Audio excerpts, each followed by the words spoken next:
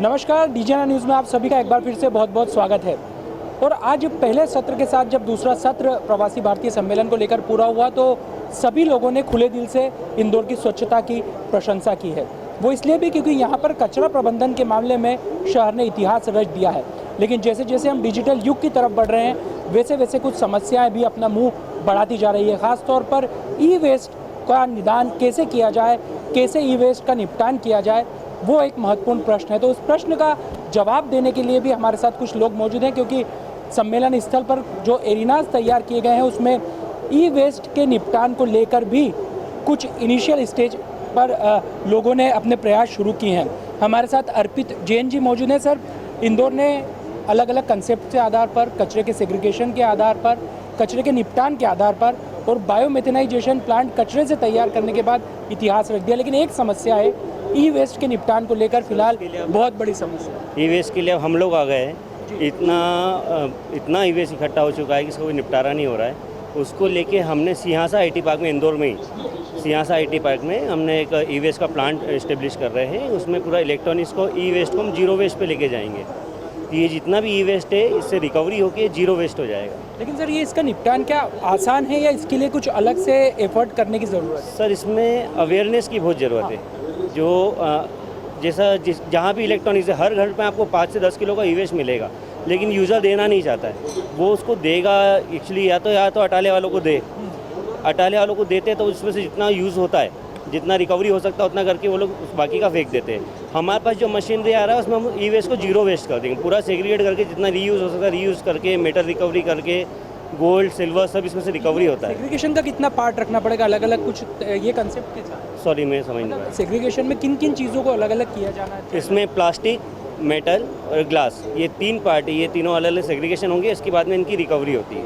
लेकिन आपको लगता है कि इसके लिए फिलहाल माइक्रो लेवल पर प्लानिंग की ज़रूरत है? क्योंकि इंदौर सबसे जागरूक लोगों का शहर है, तो क्या आप चाहेंगे कि यहाँ से शुरुआत की जाए, नगरपालिका निगम के साथ कोई कॉन्टेक्ट किया? हम कोशिश कर रहे हैं। अभी म्यूनिसिपल कॉर्पोरेशन से भी हम लोग रिक्वेस्ट कर रहे हैं। हमने एक प्रोजेक्ट भी सबमिट किया है वहाँ पर। हम साथ में ही इसका एक ई वेस्ट का कलेक्शन का व्हीकल साथ में चलाना चाहते हैं। तो क्या आप लोगों का रजिस्ट्रेशन हुआ, किस नाम से हुआ? हमारा सम्यक कंप्यूटर प्राइवेट लिमिटेड के नाम से रजिस्ट्रेशन हुआ है, प्लॉट नंबर 15 सिंहासा आईटी पर। अभी जैसे आपने एक जिक्र किया कि अधिकतर लोग या तो ई वेस्ट देते नहीं है, घर में पड़े रहे भले ही खराब है चलता है, या अटाले वाले को देते हैं। तो क्या शहर के ऐसे स्थान जहाँ पर ई वेस्ट इकट्ठे किए जा रहे हैं उसके लिए ई वेस्ट कलेक्शन पॉइंट्स बना रहे हैं? इंदौर में अराउंड 25 पॉइंट्स हमने प्लान किए हुए, जहाँ पर आकर डिपॉजिट कर सकते हैं। ई वेस्ट का कलेक्शन सेंटर्स हमने प्लान किए हुए। तो लगता है कि इंदौर से की नई शुरुआत ई वेस्ट के निपटान को लेकर भी हो सकती है? बहुत अच्छी होगी और इसमें इंदौर की जितनी भी जनता है वो सपोर्ट करेगी इसमें। बहुत बहुत शुक्रिया अर्पित जी हमसे बातचीत के लिए। तो ये एक खास एरिना तैयार किया गया है ई वेस्ट को लेकर, और यहाँ कुछ जो भारतीय परंपराओं के और इतिहास के लिहाज से जो आयुर्वेद का एक जो कल्चर है, जो खास तौर पर अभी जिसका कंसेप्ट सबसे ज़्यादा हम लोग देख रहे हैं, उसको लेकर भी एक एरिना तैयार किया गया है। सर, ये क्या तैयार किया है आपके द्वारा?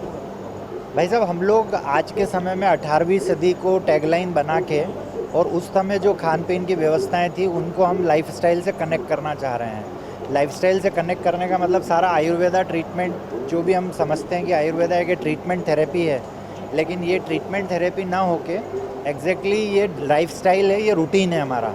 और लाइफस्टाइल और रूटीन में हम लोगों ने सारे सॉल्यूशन मॉर्निंग से इवनिंग तक के रेडी किए हैं। जैसे सुबह उठ के आपको टी एंड मिल्क बूस्टर्स की ज़रूरत लगती है, तो हम लोगों ने 100% नेचुरल केमिकल फ्री बनाए हैं, शुगर फ्री बनाए हैं। शुगर और बहुत सारी चीज़ें, इन चीज़ों में जो है पुराने समय में जो यूज़ होती थी वो सब हमने डाली है।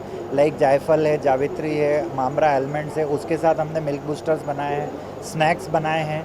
स्नैक्स में सारे पाम ऑयल से फ्री हैं और रोस्टेड हैं।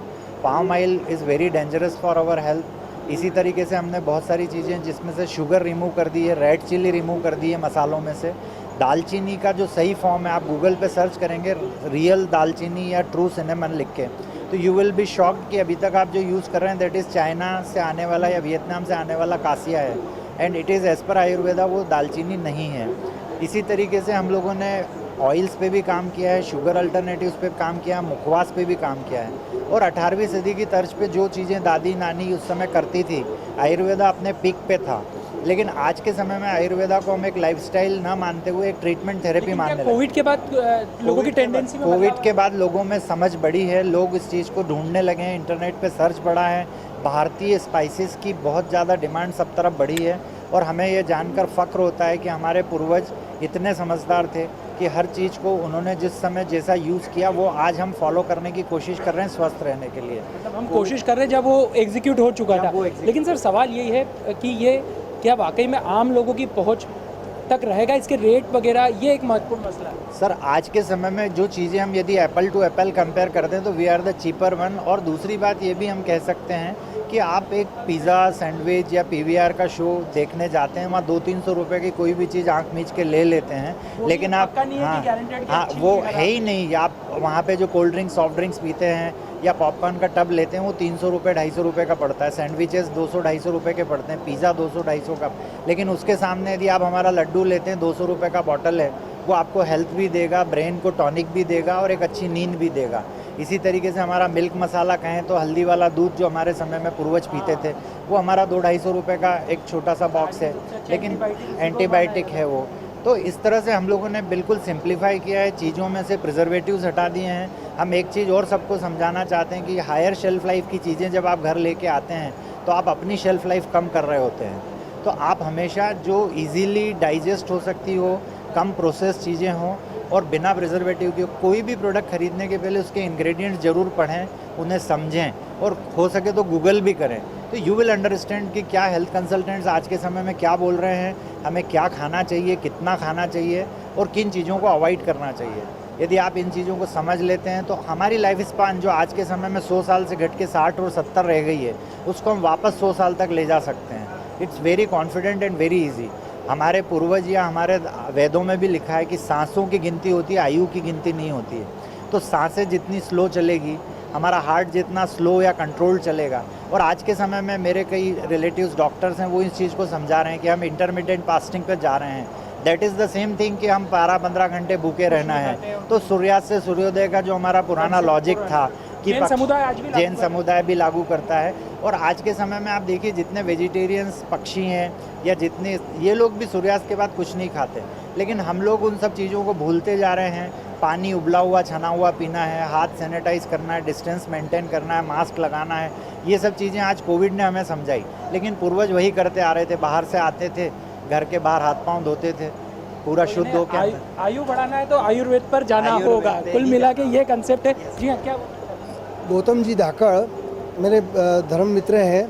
इनका मुख्य उद्देश्य ही एक ही है कि कैसे अच्छी से अच्छी चीज़ अपन समाज में दे सकें। वैसे मेन प्रोडक्ट इन्हें एक्सपोर्ट के लिए बनाया था, फिर इनका विचार नहीं, पहले एक्सपोर्ट के पहले हम अपने लोगों को अच्छी चीज़ खिलाएं पिलाएं। हम भी यही अपेक्षा करते हैं कि आप लोग एक अपने व्यवसाय के साथ साथ सेवा भाव और लोगों के मदद से जुड़े काम भी करेंगे। तो ये हमने आपको बताया, एक ई वेस्ट के बारे में बताया कि कैसे इस समस्या के निपटान को लेकर एक भविष्य की प्लानिंग तैयार की जा रही है।